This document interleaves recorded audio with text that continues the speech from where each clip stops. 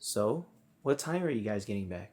It'll be really quick, no more than an hour. Oh, okay, I'll see you guys then. Did you want us to get something for you? Well, actually, I was hoping you could get.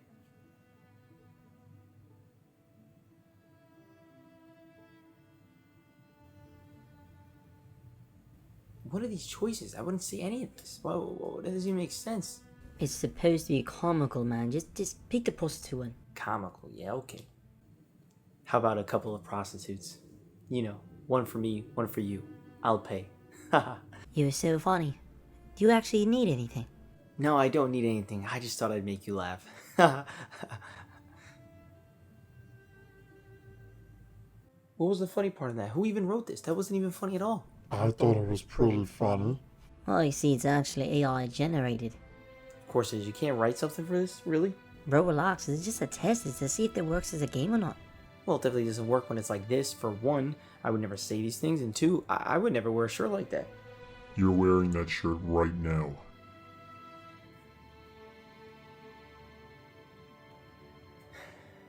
This shit sucks. It's still a concept is what I'm saying, you betting. But wait, because at the end, there's some cool choice they can make for the next episode. Yeah, well, I hope it's amazing.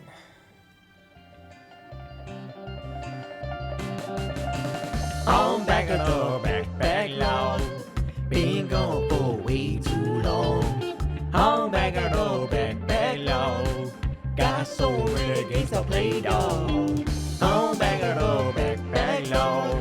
Donkey Kong expands my dog. On backlog. Me and Carlo been fucking since dawn. On backlog. Did you know, yeah, Carlo wears thongs? On backlog.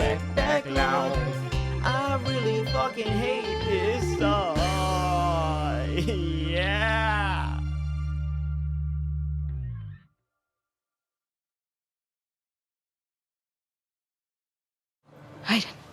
Aiden, are you ready?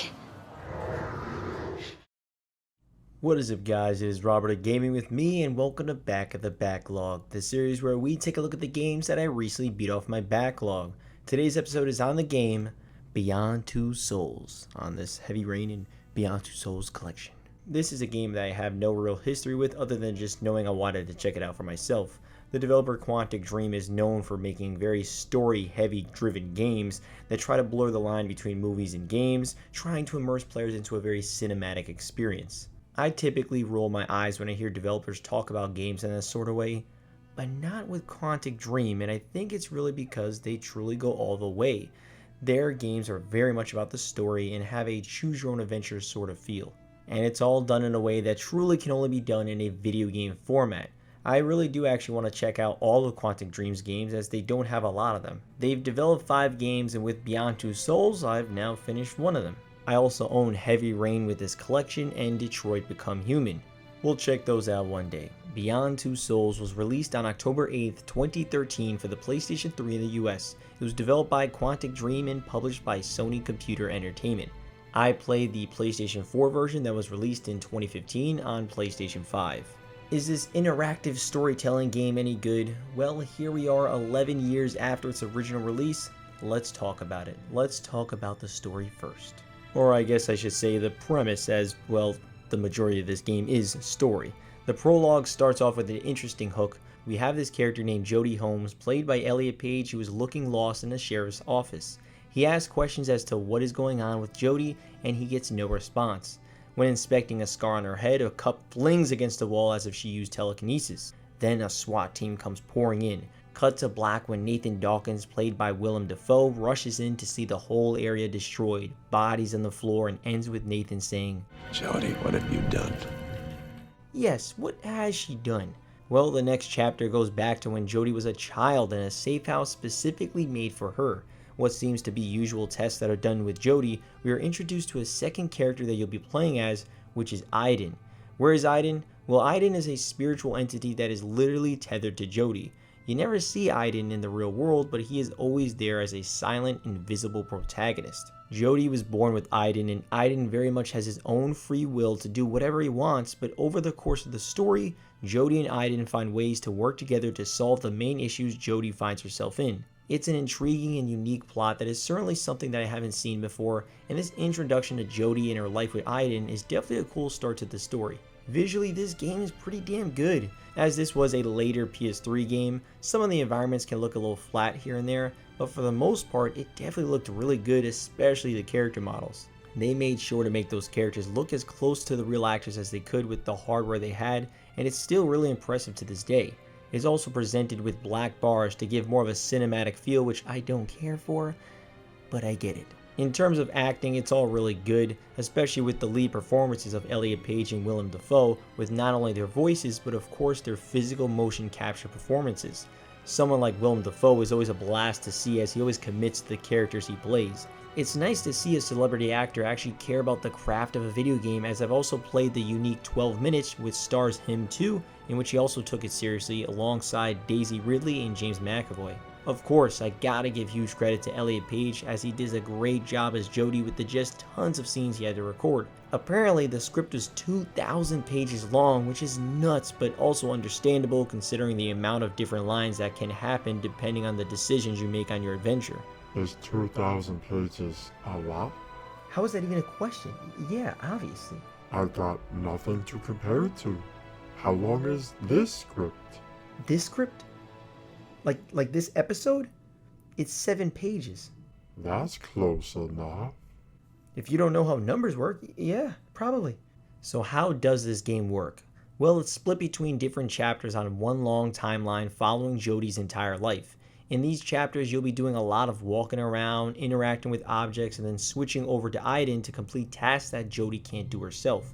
Each chapter is genuinely very different from one another, with a variety of locations, time periods, and scenarios you'll go through. It's very easy to point out a chapter because no two chapters are the same. Annihilating a whole SWAT team is very different from being homeless trying to find a way to get money, which is also very different from preparing your house for a date with this guy Ryan that you'll be having over. During these chapters, you'll be making plenty of choices that will affect the story. Admittedly, many aren't the biggest consequences in the world, but things do indeed have an impact, with bigger outcomes being different partners, some people's lives, and Jodie's entire future. There can be times where there's an illusion of choice, as the game very much needs you to do something else than what you may have wanted. One part that comes to mind is this chapter named Navajo, where there's some weird stuff that goes on outdoors where Jodie is staying. The owners tell Jodie to not leave at night no matter what, but of course the game wants and needs you to leave when I just wanted to be a respectable guest and stay in my room until morning. It's honestly not a big deal, but given how focused this game seems to be on choice, certain scenarios like that stand out. Cool thing about the end of each chapter though is that you can see the percentage of people that chose your same choices, while the other path being unexplored, showcasing just how many scenarios could have played out potentially different regardless of it being smaller or a bigger outcome. Controlling Jodie unfortunately can be a bit stiff at times, since they strive for realism so much. Jodie might walk too slow at times, and I would occasionally press around the controller seeing if she would run at all, but that was never the case. The camera also can be jerky sometimes as they want to pan towards something, but at the same time I'm moving the camera myself, sometimes fighting for control. As for Aiden, you could switch as him pretty much whenever you like. His floaty movements can have a bit of getting used to, but it's very cool to have the freedom to pass through walls, interact with objects, or even choke people out. The world is Aiden's playground, and Jodie even gets annoyed with Aiden messing around with things, especially early on. A lot of the actions that Jodie performs are done with QuickTime events. QTEs are a big part of these narrative-driven games, and it really doesn't bother me in these type of games. I understand the complaints of QTEs, but they have a place in gaming, and that is this style of games. You'll be doing some very random and funny QTEs like awkwardly dancing, which is definitely memorable and unique, but most QTEs will be combat and action focused. The combat is very unique in that they don't have button prompts on screen, and instead you use the right analog stick to perform actions. You'll have to pay attention to Jodie's movement and have to move out of the way of attacks by moving left or right, or even attacking, in which you move the stick the way Jodie's attack is moving. I actually quite like this, as traditionally it would be a random button prompt, but this was at least a unique change. Admittedly, sometimes it can be confusing which way to move the analog stick, but you aren't penalized too much on hits. This is because you can't die in this game. There's no game over. You continue to take the punches and perhaps something will change with enough failed QTE attempts. I say perhaps because you never really know what will change the outcome of a scenario. A negative is the feeling that a lot of the action QTEs are pointless to even succeed, as like I said, you can't fail. I did at one point try to fail multiple on purpose in one scenario where I was supposed to sneak around, but because I failed sneaking around and the QTEs that came after, Jodie gets kidnapped and you have to escape being held hostage, which is a cool change. But realistically, there's no intensity to this scenario at all because you don't fail or restart, with the hostage building being even closer to where I was heading anyway, making it strangely a positive to fail in that specific scenario.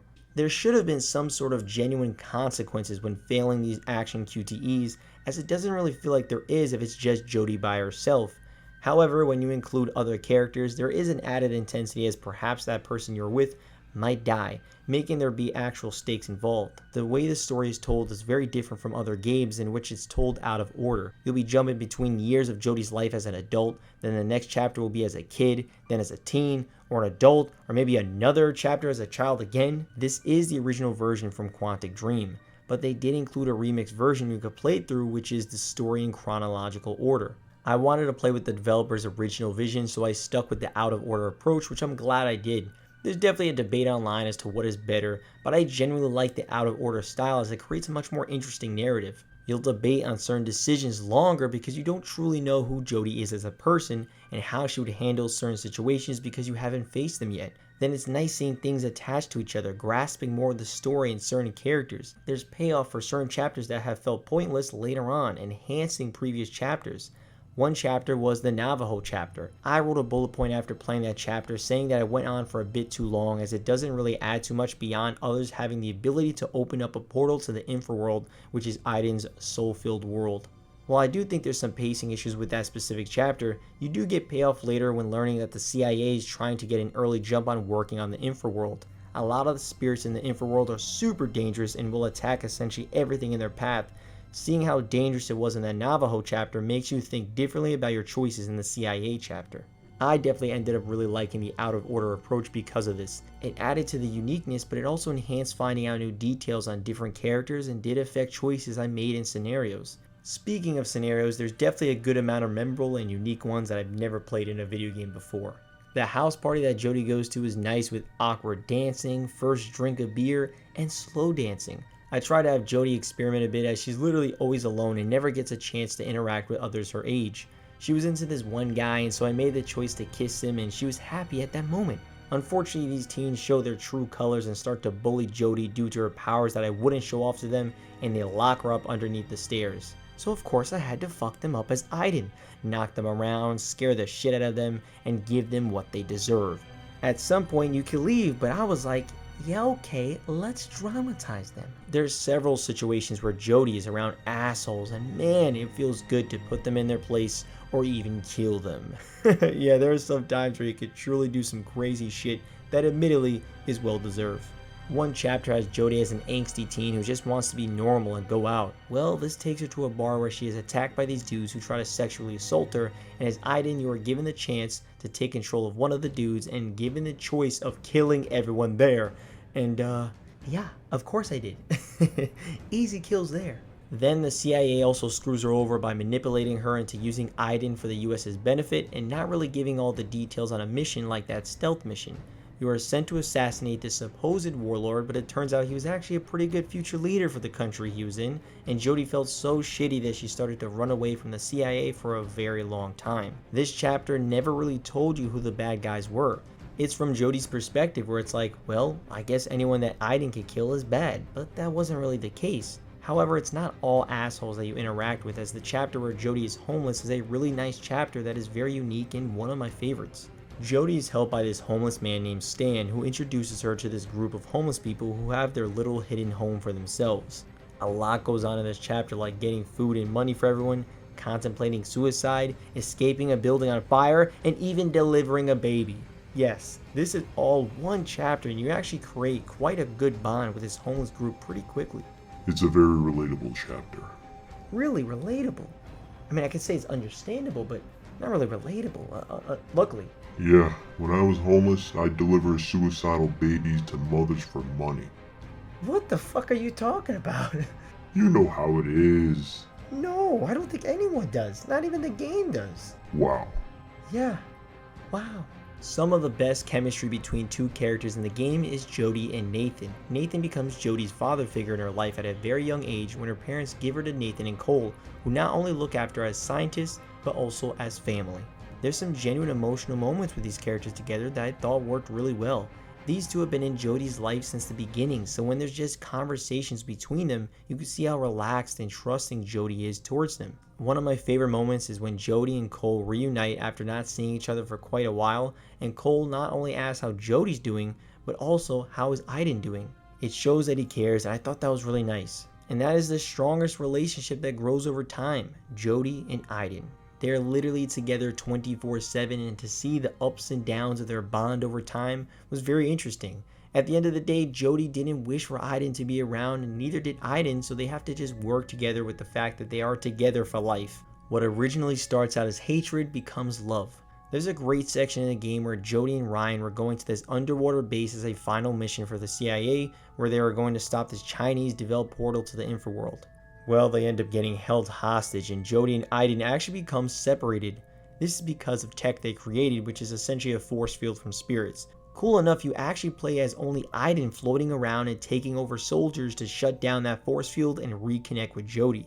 It's a unique and fun section of the game that also shows the love that they grew for each other.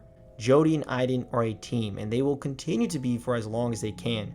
After all these chapters, you finally get to the last few ones, which I'm now going to talk about just to let you know. The final chapter as a child had Jodie walk up to a depressed Nathan who recently lost both his wife and daughter in a car accident. With Aiden's help, she was able to talk as the wife and daughter's souls to Nathan one last time, saying goodbye and that they love him. This affected Nathan so much that for years he researched a way to keep their souls alive in a state between life and death, but you could also very much tell that they were in constant pain this way. Jodie uses their souls to voice them again, but this time it was a lot different and told Nathan to please stop and let them die as they are in a ton of pain. Nathan goes insane and doesn't believe Jodie and thinks she is just making all this up. This chapter is after the CIA mission where they go to the underwater base. The CIA promised freedom for Jodie if she completed the mission, which she did, but they actually didn't go through with the promise. They plan to drug her and permanently keep her captive as they think she's too dangerous to roam free. This is the exact thing they did to Jodie's actual biological mother. Yes, earlier on we find out Jodie's parents weren't actually her real parents and her real mother had the power of telekinesis, but the CIA have kept her in this hospital completely drugged and powerless. Well, at the CIA base, Aiden refuses to let Jodie become powerless, and you explore the surroundings until you find Ryan and Cole to try to lead them to Jodie, which they eventually do. Right before they get there, Nathan visits Jodie's weak body and tells her that he is going to open the Infraworld to our world with the CIA's containment field, that she opened his eyes, and that life and death can live together. This is obviously a horrible idea as we saw with the Navajo, and so when Ryan and Cole find Jodie and free her, they immediately start rushing to the portal area where Nathan opened it up as the worlds colliding was already happening in the worst way possible. As they get closer to the containment field, Cole gets injured and Jodie and Ryan have to progress on. We find Nathan yelling around to find his family, blocking Jodie's path to destroy the containment field. Jodie has the choices of blame, reason, move, or reproach. I try to reason with Nathan, but he puts up a gun at Jodie and you get one last shot convincing Nathan to not go crazy and shoot Jodie. There's then move, cold, determined, or reason. Again, I pick reason, feeling that any other choice would be way too intense for Nathan right now. Jodie says this is the only way things can be fixed. It has to be destroyed. Nathan puts the gun down, walks a bit, and does the only thing that can reunite him with his family. With him dead, he is immediately welcomed by his family, and they depart with Jodie understanding that this was the only option that made him the most happy. There's apparently another ending for him where Aiden ends up killing him because he does end up shooting Jodie, which is the same ending as he still reunites with his family. If anything, when that happens, the family should reject him for hurting someone just to get to see them, and view him as too changed. If it's the same outcome for such an important event, who really cares? I like that ending for him, but dislike the lack of choice for such a big event. There's even an outcome where Nathan shoots Ryan, and Ryan literally dies. See, now that's a big and very impactful outcome. But right after, Nathan reunites with his family. You just killed a man, and your family doesn't think any different of you is odd. I guess you haven't seen The Rise of Skywalker. I sadly have. You're just mad I got to kiss Daisy Ridley. No. That is only one reason. There are way more reasons than that. Let's not get started on this now. You're right. Let's not. Fucking mass murderer kissing the hero in a dumbass redemption story. Fuck out of here. Rob. My bad. Why would they end it like that? Fuck off, Rob. Regardless, on my playthrough, Ryan stayed alive as Jodie slowly gets to the containment field to shut it down, with Souls trying to slow her down as we see her entire life literally flash before our eyes. Jodie flips the switch off and we see Jodie's mom in pregnancy talking about how she wants to see her daughter and son. It turns out Aiden was Jodie's twin brother who died during childbirth, and instead of completely passing, his soul was forever linked with Jodie. Jodie essentially sees Aiden in front of her, with Aiden being out of focus in a pretty nice emotional moment, with Jodie expressing how much he means to her. However, shutting down that containment field also removes that link with Aiden. So this was it. You are then given the biggest choice in the game. Should Jodie go beyond, aka death, or life and continue living? Now, this is supposed to be a tough choice, but to me, it was easy. We continue living as everyone will go beyond eventually anyway. So we'll meet people like Nathan and of course Aiden again one day, but Jodie still has plenty of life to live. The world is safe for now, but Jodie breaks down with Aiden gone. That continues in the epilogue where you choose Jodie's future. She says how she used to wish Aiden was gone, but now that it's happened, she misses him so much. And how it's time to make a new life, and you're given 4 choices. To be alone, or either be with Zoe, the homeless woman whose baby we delivered, Jay, one of the Navajo people, or Ryan, the one who's been there the longest. Now everyone will have opinions as to why each makes sense, but for me, the only option that makes sense is to be alone. Which I get isn't the happy ending for a lot of people, but seriously, those aren't even good choices to spend the rest of your life with. I mean, come on, spend the rest of my life with a recently homeless person that I knew for a couple of days? Spend the rest of my life with this guy in the desert that I also knew for a few days? Spend the rest of my life with this guy who lied and manipulated Jodie into doing things, and during the house date left Jodie when she was crying, not comforting her, but abandoning her? Oh yeah, real great choice to spend the next, 60 years with these people? Crazy. Being alone is the best thing for her, as she's literally never been alone. She's always had Aiden, and yes, that's a big change, but now she can discover more of the world and who she is by herself. So apparently alone means constantly traveling, but like on foot and still hitchhiking, which is definitely not what I was thinking she'd do. But regardless, she brought up that a lot of rifts from the infraworld have been popping up and opening, and she's been seeing a lot of weird stuff around. Then in a hotel that she was staying at, things started going all crazy, and her TV then had someone writing, "Still here." Which, 1? Jesus, why is that TV so dusty? And 2, that's pretty nice. Aiden is back, not connected, but as a free soul on his own now. The two can still be around each other in a more normal capacity. Jodie has her own life and Aiden has his own, life, I guess. Then we get a futuristic Jodie overlooking the city taken over by the infraworld, as she says she keeps having this vision and says how she has to prepare, and says that, I've died twice already. I'm not afraid of death anymore. and then the credits roll.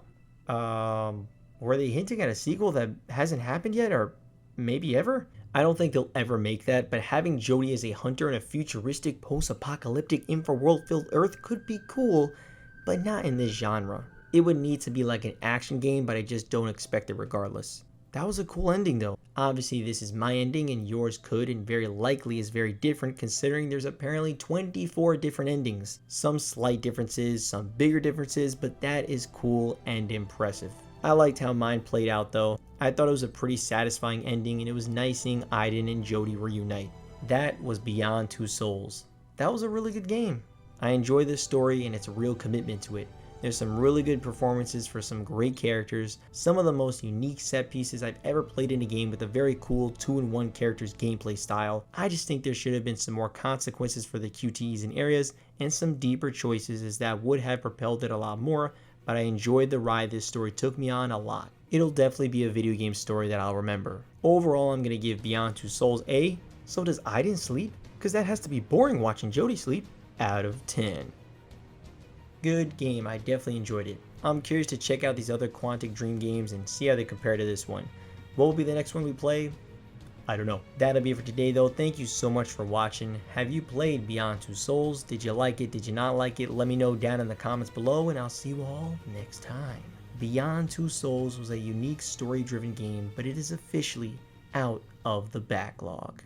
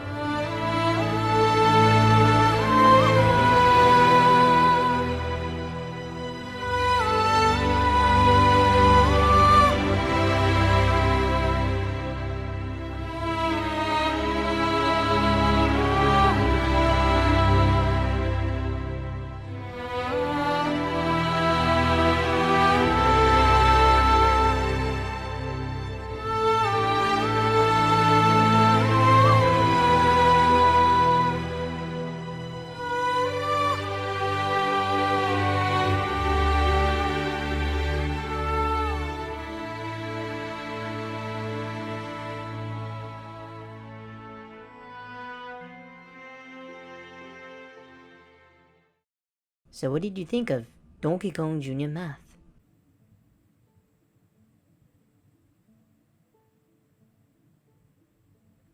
It was the greatest game I've ever played in my entire life. Bro, no one in their right mind is gonna say Donkey Kong Jr. Math is their favorite game of all time. That makes no sense.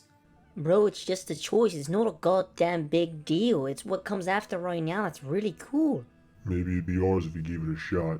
There's literally no way. I highly doubt that. Bro, here's the cool part. So it'll randomly generate 4 titles off of our backlog that we have to choose what the next episode will be based on, and it'll randomly generate an episode based on that game that we pick. Okay, I like that. That's a cool idea. I have an idea. How about out of these next 4 games, we actually pick what our actual next game will be on our show? That could be fun. Oh, spicy. I like that. Yep, I like that. Let's do it. I mean, hey, you guys know I love my random picks, so yeah, let's do it. Well, guys, it is time again. We need to pick a new game for our new episode. What should we play?